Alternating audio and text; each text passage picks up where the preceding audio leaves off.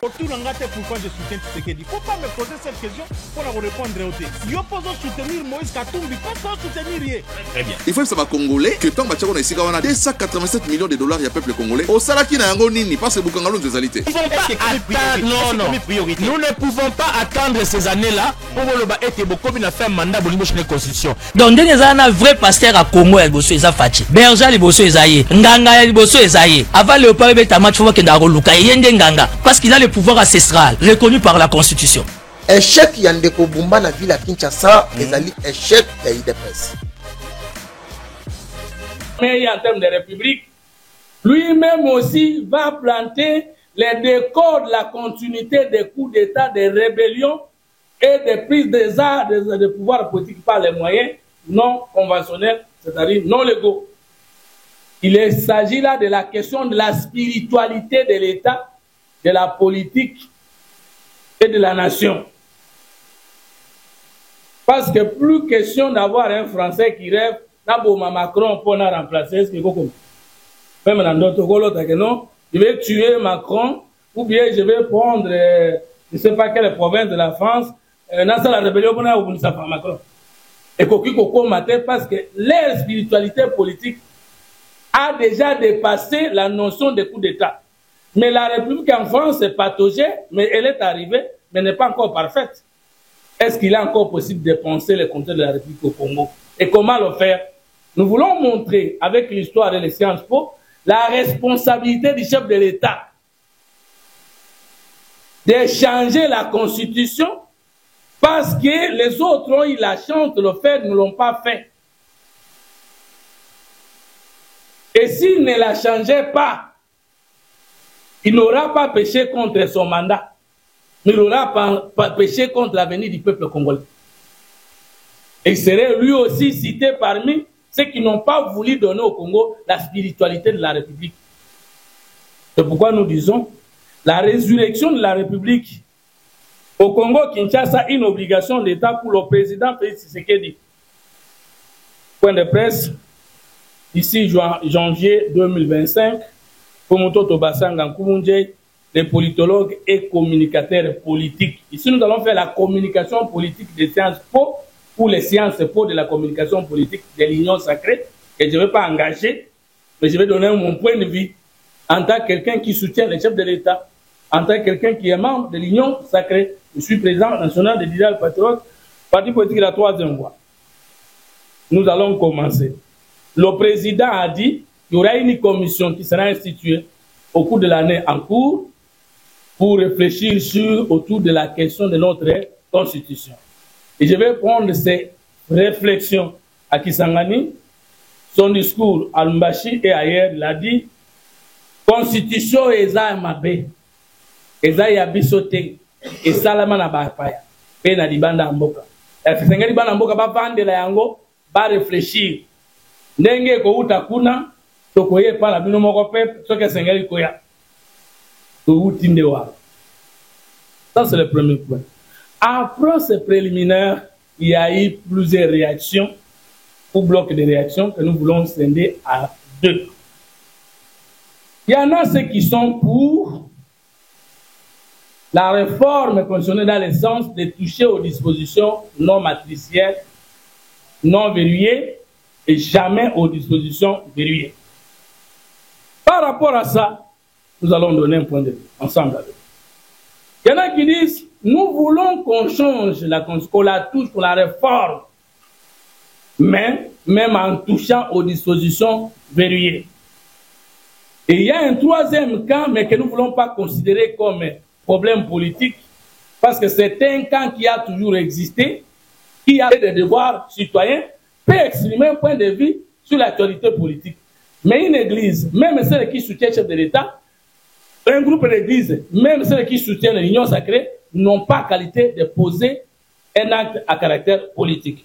Parce qu'au Congo, il n'y a que 3 personnes qui peuvent faire la politique. 1, les partis politiques reconnus. 2, le recrutement politique. 3, les individus qu'on appelle les indépendants.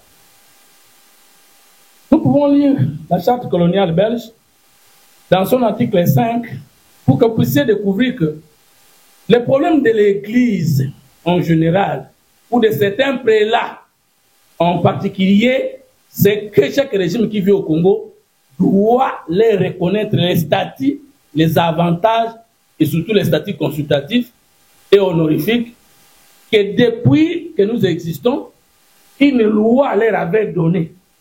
L'article 5.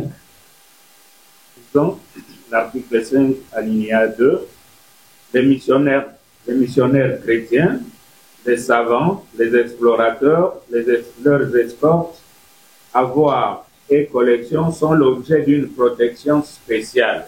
Vous comprenez que les missionnaires chrétiens, les explorateurs et les savants qui ont aidé l'entreprise coloniale belge à nous vassaliser avaient un statut spécial, pas dans une déclaration politique, dans le contenu de la charte coloniale belge du 18 octobre 1908. Allez-y comprendre. Mais je ne vais pas vous poser ici la question du discours de Léopold II aux missionnaires catholiques et protestants qui venaient au Congo. Enseignons-nous à croire et non à raisonner. Ça, vous le savez. Là, ici, dans cet article, on leur a demandé aux gens de combattre le développement de la propriété. Et les pauvres, quand le royaume des cieux à eux, ils ont mal interprété ces documents, de ce passage de la Bible pour nous dire que alors que je vous dis qu'un pauvre a comme aucun pauvre n'héritera le royaume de Dieu. Parce que Dieu n'est pas pauvre, il ne peut pas enlever les pauvres pour vivre avec eux. Ça, c'est la première chose. La deuxième chose, il y a parmi nous de l'Union sacrée ceux qui ne sont pas d'accord avec la réforme de la Constitution. Qui a proposé ce verrouillage, c'est Kabila avec l'élite politique au pouvoir qui avait dit nous allons toucher à toute autre chose, seulement nous là, nous ne pouvons pas citer. Et le peuple dit vous devez respecter ce que vous avez. Et vous savez pourquoi? Parce que c'est une constitution de belligérance, ce n'est pas une constitution référendaire. Et que Joseph Kabila est au pouvoir en 2001, il aura déjà fait, avec le référendum de décembre de 2025, il a déjà fait 5 ans au pouvoir. Lui, 2005. Il croyait que faire 2 mandats, c'est beaucoup. Et que comme il y avait les rebelles qui n'ont pas si maté, s'ils tentent de dire 7 ans, comme le gouvernement qui était là, c'était un gouvernement de cohabitation, ils ne vont pas accepter. C'est dans cette alchimie-là que Kabila a dit 5 que j'ai déjà entamé, plus les 5 que la Constitution va me donner, j'aurai 15 ans, c'est beaucoup. Vous avez compris les raisons qui ont poussé l'élite là à verrouiller de 5 ans.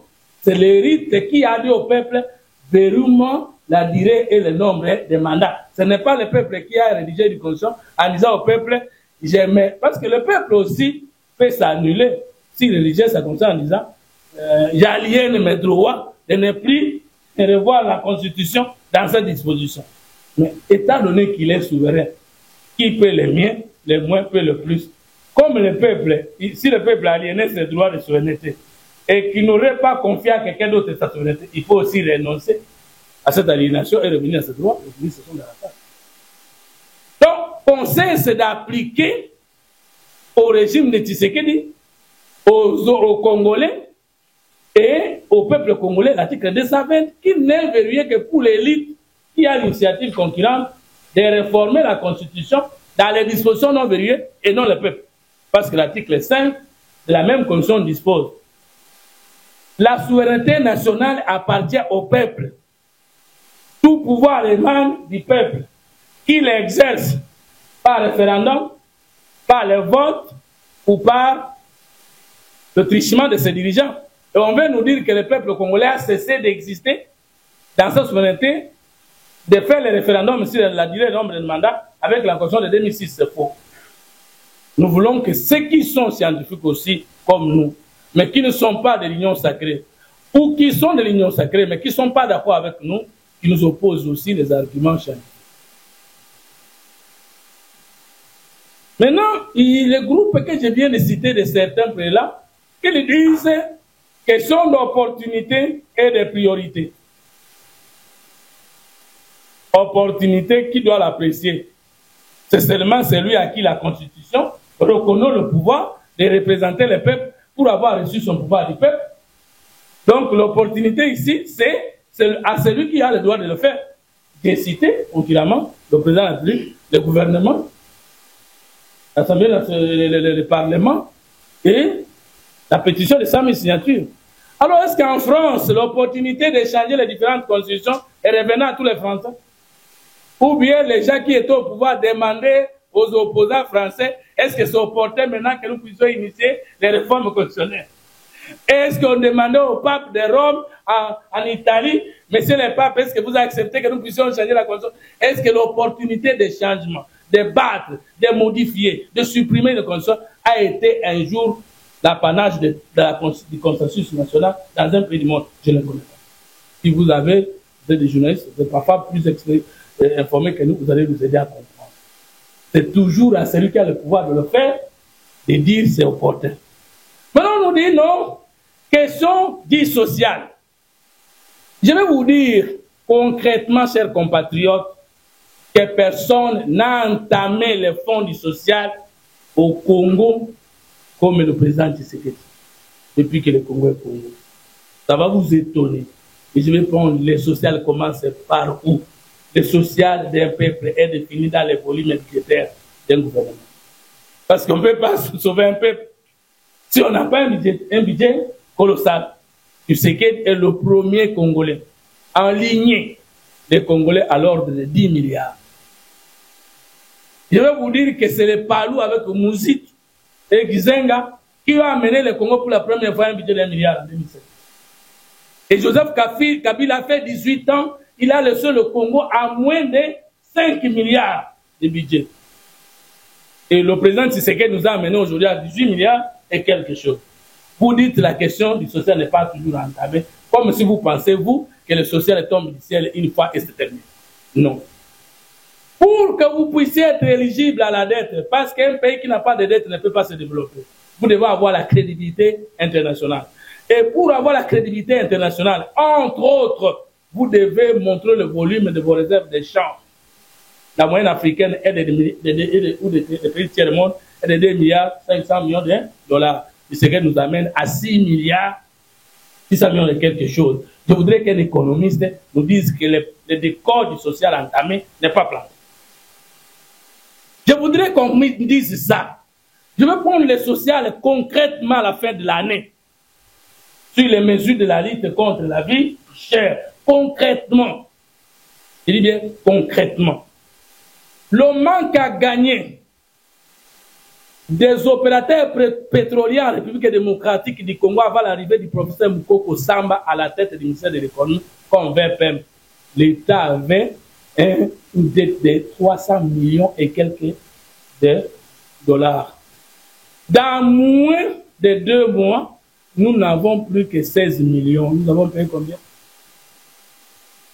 Je voudrais que quelqu'un qui est de l'opposition prenne ces chiffres pour me contredire avec les données d'État et qu'il appelle les opérateurs économiques dans le secteur pétrolier pour me dire que ce que j'ai dit, c'est un mensonge. Tu sais, ce qui a tué aussi le régime, c'est qu'on n'a pas eu une bonne communication politique.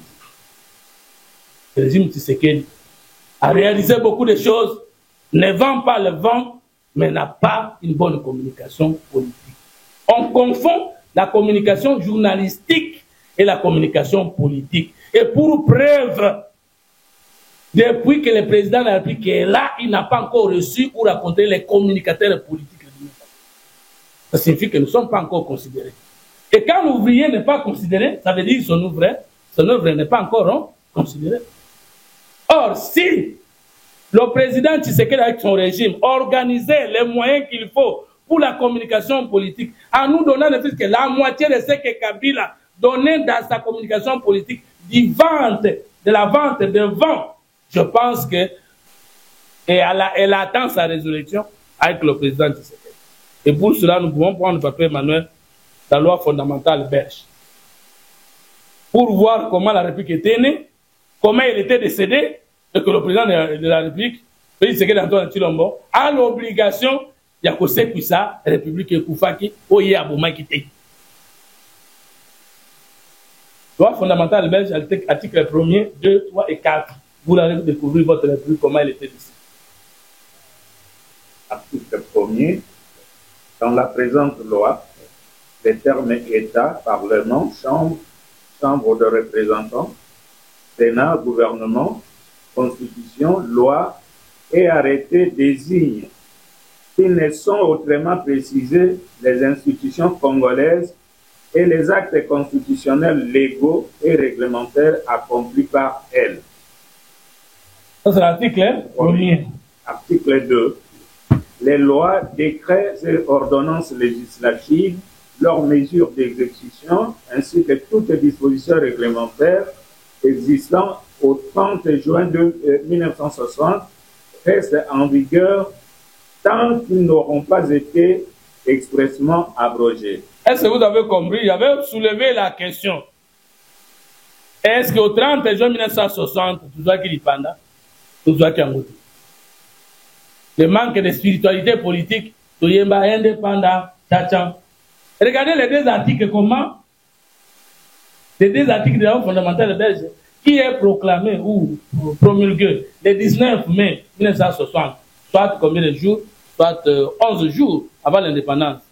Le premier article définit les éléments constitutifs des institutions congolaises qui viendront de la constitution des Congolais eux-mêmes. Ça, c'est le premier article. Mais l'article 2 dit les ordonnances du roi de Belge, les décrets du roi de Belge et autres, mesures et consorts qui ont existé avant la loi fondamentale belge au 30 juin doivent rester en vigueur jusqu'à ce qu'elles soient remplacées par des institutions, des dispositions des institutions qui vont venir. Du coup, le 30 juin, vous avez fêté l'indépendance, tcha-tcha, wap, où est la République? Elle n'est pas. Je voudrais inviter les intellectuels congolais à poser cette question. Wow. Jusqu'au 30 juin, jusqu'à la loi fondamentale belge, nous ne sommes pas régis par la nouvelle loi. Mais les élections générales du mois de février et de mai 1960 ont été organisées en fonction de quelle loi? Le premier ministre Patrice Emery Lumumba, lorsqu'il pensait que nous étions dans le régime parlementaire, où il avait tous les pouvoirs jusqu'à révoquer le président Kassabou, il se fondait sur quel document constitutionnel? Parce que la loi fondamentale a institué un État fédéral, article 160. Qu'est-ce qui prouve que ce n'est pas un État fédéral? Parce que là, on dit que les assemblées provinciales doivent avoir chacune sa constitution. Ça signifie directement un État fédéral. Parmi les critères décisifs d'un État fédéral, c'est que l'entité nationale a sa loi, qui est la constitution, et les entités provinciales, je vais dire comme ça, fédérées, ont leurs lois. Maintenant, le premier ministre Patrice Emery Lumumba, je me pose la question, avec tout ce qu'il a fait, il fondait sa légitimité où? Vous pouvez prendre l'article 17 de la Constitution, de la loi fondamentale. Nous avons connu dans ce pays un premier ministre qui n'a aucune fonction d'État. Donc, Okufa Kala, et même tous les intellectuels, les licenciés, les docteurs, les politiques, les politologues, les juristes, les économistes, vont tomber la carte. Nous en agonie, nous sommes dans un état comaté. Article 17, alinéa 1er, le pouvoir exécutif tel qu'il est réglé par la présente loi. Lumumba ne peut pas avoir les prérogatives de sa primature au niveau de la charte coloniale belge. Non. Parce que la charte coloniale belge du 18 octobre 1908 ne reconnaît même pas l'existence du peuple congolais. Le deuxième acte constitutionnel qui nous régit, Autour d'un gâteau, pourquoi je soutiens Tshisekedi? Faut pas me poser cette question pour répondre au thé. Yo pose soutenir Moïse Katumbi, pas soutenir Yé. Très bien. Il faut que ça va congolais que tant que on a ici 287 millions de dollars, il y a peuple congolais. Au salaki na yango nini parce que Bukangalo nous alité. Nous ne pouvons pas attendre ces années-là pour le été beaucoup na faire mandat pour la constitution. Donc ndenge eza na vrai pasteur à Congo ya liboso eza fachi. Berger liboso eza ye. Nganga ya liboso eza ye. Avant Léopard beta match faut que ndako luka yende nganga parce qu'il a le pouvoir ancestral reconnu par la constitution. Échec ya ndeko Bumba na ville à Kinshasa, ezali échec ya IDPS.